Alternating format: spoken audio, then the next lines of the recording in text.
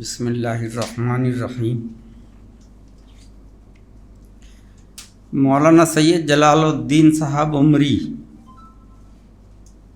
جنہیں میں نے بقدر وسعت ساحل ہی دیکھا ہے۔ 1957-58 کی بات ہے، دہلی سے ایک ماہانہ رسالہ شائع ہوتا تھا، مولوی۔ اس کے ایڈیٹر عبدالحمید خان صاحب تھے، عبدالحمید خان صاحب دہلوی۔ یہ دور آف سیٹ پرنٹنگ کا ابتدائی دور تھا۔ رسالہ مولوی آف سیٹ پر شائع ہوتا تھا۔ دینی اور سیاسی معیاری مضامین شائع ہوتے تھے۔ بعض مضامین دوسرے رسائل سے بھی ماخوذ ہوتے تھے، جن میں ماہنامہ زندگی رامپور بہت خاص تھا۔ زندگی سے لیے جانے والے مضامین میں مولوی جلال الدین صاحب عمری کا مضمون بطور خاص شامل کیا جاتا تھا۔ کبھی کبھی اس پر مدیر عبدالحمید خان دہلوی مرحوم کا نوٹ بھی ہوتا تھا۔ مضمون کے عنوان کے نیچے مولانا عمری کے نام کے ساتھ از زندگی لازماً ہوتا تھا۔ مولانا عمری کی تحریروں اور ان کی عالمانہ شخصیت سے تعارف اسی زمانے سے ہے۔ جماعت اسلامی ہند سے تعارف اور تعلق اسی دور کی دین ہے۔ پھر 1967 میں حیدرآباد کے زیبا باغ آصف نگر میں جماعت اسلامی ہند کا کل ہند اجتماع ہوا تو اس میں شرکت کا موقع ملا۔ اس اجتماع میں جماعت کی پوری مرکزی قیادت آئی ہوئی تھی۔ مولانا ابواللہ صاحب، مولانا صدر الدین اصلاحی صاحب اور دیگر درجنوں علماء اور دانشور، جن میں مولانا جلال الدین عمری صاحب بھی شامل تھے۔ ان حضرات کو دیکھنے اور ان سے پہلی بار مصافحہ کرنے کا شرف وہیں حاصل ہوا۔ رسالہ مولوی میں مولانا عمری کے مضامین ہمارے گھر میں بڑے شوق سے پڑھے جاتے تھے۔ کوئی مضمون میں مقامی مسجد میں بھی پڑھ کر سناتا تھا۔ مارچ 1969 میں امیر محترم مولانا ابواللہ صاحب مہاراشٹر کے دورے پر تشریف لائے، ضلع اکولہ۔ وہاں آکوٹ کے نام سے ایک تحصیل ہے۔ آکوٹ میں جماعت اسلامی کے افراد پہلے سے موجود تھے۔ جب مولانا ابواللہ صاحب آکولہ پہنچے تو آکوٹ کے رفقا آپ کے خیر مقدم کے لیے وہاں پہلے ہی پہنچ چکے تھے اور دوسرے دن مولانا کو آکوٹ لے گئے۔ آکوٹ کے سفر میں مولانا کے لیے اس لیے بھی کشش تھی کہ وہاں آپ کی ہمشیر رہتی تھیں، جو عمر میں آپ سے بڑی تھیں۔ بہنوئی محمد آصف صاحب ایڈوکیٹ تھے۔ ان سے میرا نیاز مندانہ تعلق پہلے سے تھا۔ رات مقام کے مشہور شوکت علی چوک میں مولانا کا خطاب عام ہوا۔ بہت لوگ تھے۔ قرب و جوار کے دیہات کے مسلمان بھی آ گئے تھے۔ مولانا کا خطاب جماعت کے تعارف اور اسلام کی دعوت پر تھا۔ مولانا ابواللہ صاحب کے اسی سفر میں میرے دہلی آنے کا فیصلہ ہوا۔ پروگرام کے مطابق میں 28 اپریل 1969 کو دہلی پہنچا۔ مولانا جلال الدین عمری صاحب ان دنوں اپنی تصنیف و تالیف کے کام میں علی گڑھ میں مصروف تھے۔ مرکز آتے جاتے رہتے تھے۔ مجھے مولانا عمری صاحب سے ملنے کا بڑا اشتیاق تھا۔ مرکز میں کچھ دن گزارنے کے بعد پروگرام کے مطابق میں نے روزنامہ دعوت جوائن کر لیا۔ میرے دہلی آنے کے بعد جب مولانا پہلی بار مرکز آئے تو میں نے فی الفور ان سے ملاقات کی۔ تفصیلی ملاقات کے لیے مولانا نے رات کھانے کے بعد کا وقت دیا۔ اس رات مولانا کے پاس میں بہت دیر تک بیٹھا رہا۔ متعدد معلوماتی سوالات کیے۔ بعض سوالات حساس اور نازک نوعیت کے تھے۔ کچھ سوال جماعت اسلامی سے متعلق کیے۔ مولانا نے ہر سوال کا جواب اطمینان بخش دیا، صاف اور صریح۔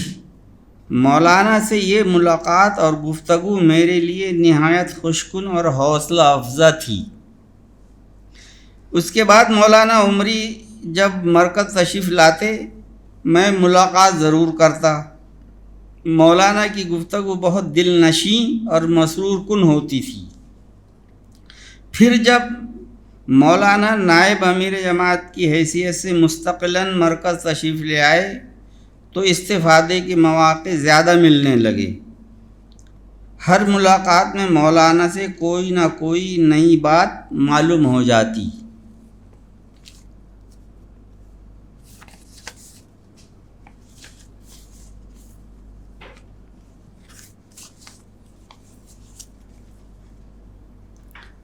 مولانا عمری 2007 میں پہلی بار امیر جماعت منتخب ہوئے۔ اس سے قبل ڈاکٹر عبدالحق انصاری صاحب امیر تھے، جو 2003 میں منتخب ہوئے تھے اور صرف ایک میقات رہے۔ مولانا عمری کے انتخاب کے فوراً بعد ایوان نمائندگان کے باہر کے جو افراد نو منتخب امیر سے ملے وہ آصف عمر اور میں تھے۔ مولانا تپاک سے ملے، ہم نے مولانا کو مبارکباد دی۔ مولانا نے فرمایا، مبارکباد کے ساتھ میرے حوصلے، ذمہ داریوں کی ادائی اور ثابت قدمی کی دعا ضرور کیجیے۔ ہم نے مولانا سے صرف ایک سوال کیا کہ مولانا آپ کی ترجیحات کیا ہوں گی؟ مولانا نے ایک لمحے کی تاخیر کے بغیر جواب دیا، دعوت اور تربیت۔ ہم لوگ مولانا کے کمرے سے فوراً نکل آئے۔ پھر دوسرے ملاقاتیوں کا سلسلہ شروع ہوا جو دن بھر جاری رہا۔ سحروزہ دعوت سے متعلق اپنی مفوضہ ذمہ داریوں کے سلسلے میں مجھے نئے امیر جماعت سے فوری طور سے ملنا ضروری تھا، جس کی نوبت تیسرے دن آئی۔ دعوت پر مولانا کی گہری نظر رہتی تھی۔ میں نے مولانا سے عرض کیا، نئی میقات کا پالیسی و پروگرام تو بنتا رہے گا جیسا کہ ہر میقات کا بنتا ہے، آپ سحروزہ دعوت کے سلسلے میں فی الحال کن مسائل پر توجہ دینی ہے وہ مجھے بتائیں۔ کون سے امور فوری توجہ کے مستحق ہیں؟ انتخابی سیاست میں جماعت کی پالیسی کیا ہوگی؟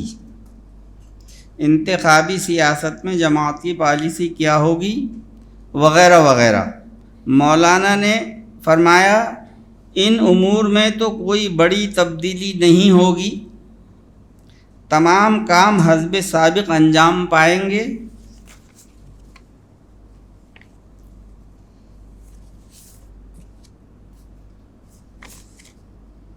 البتہ بعض امور میں میں اپنے موقف کی وضاحت کروں گا۔ یہ بھی آپ کے سامنے جلد ہی آ جائے گا۔ مولانا سے کچھ اور امور پر بات بھی ہوئی۔ میں نے محسوس کیا کہ مولانا عمری صاحب کو اب تک کے کیے گئے کاموں میں سے بہت سے کاموں سے اطمینان نہیں ہے۔ وہ کچھ بنیادی تبدیلیاں لانا چاہتے ہیں۔ مولانا سید جلال الدین صاحب عمری کا ذاتی شغف تصنیف و تالیف تھا۔ وہ تعلیمی زندگی سے یہ کام کر رہے تھے۔ یہ کام کسی دور میں بھی کسی بھی ذمہ داری کے دوران بند نہیں ہوا، حتیٰ کہ 2007 میں امارت کی ذمہ داری سنبھالنے کے بعد بھی اس میں خلل واقع نہیں ہوا۔ اس دوران جب بھی ان سے ملاقات کی جاتی، کوئی نہ کوئی کتاب ان کے ہاتھ میں ہوتی۔ دیکھا گیا کہ دفتر میں آپ صرف جماعت اسلامی سے متعلق تصنیفی کاموں پر توجہ دیتے تھے، کوئی دوسرا کام نہیں کرتے تھے۔ آپ کو بحث و مباحثے میں الجھتے کبھی نہیں دیکھا۔ آپ پیچیدہ سے پیچیدہ مسئلے پر سکون کے ساتھ گفتگو فرماتے تھے۔ جماعت اسلامی ہند کی یہ آگے کا پیراگراف، جماعت اسلامی ہند کی بنیاد قرآن و سنت پر ہے۔ اس کے تمام چھوٹے بڑے کام کتاب و سنت کے مطابق قرار پاتے ہیں۔ جماعت دنیا کے تمام مسلمانوں کو ایک متحدہ امت سمجھتی ہے۔ امت کا باہمی اتحاد اس کی ترجیحات میں شامل ہے۔ جماعت تمام صحیح العقیدہ جماعتوں، تنظیموں، اداروں اور افراد کا احترام کرتی ہے، کسی جماعت پر تنقید نہیں کرتی۔ جماعت کے تمام عمرہ اسی پالیسی پر گامزن رہیں۔